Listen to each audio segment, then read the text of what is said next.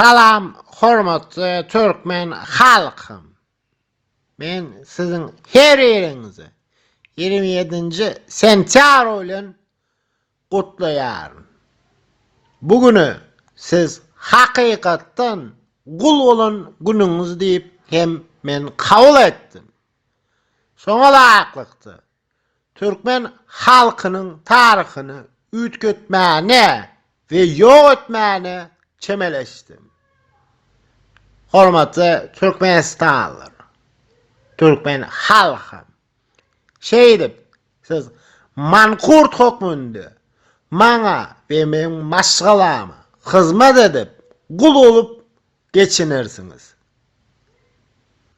Hormatly we mähriban halkym, men bütün Türkmenistanlylardan ötünç sorap, Türkmenistany döwleti we hökümetinden bütünleýin el çekýär.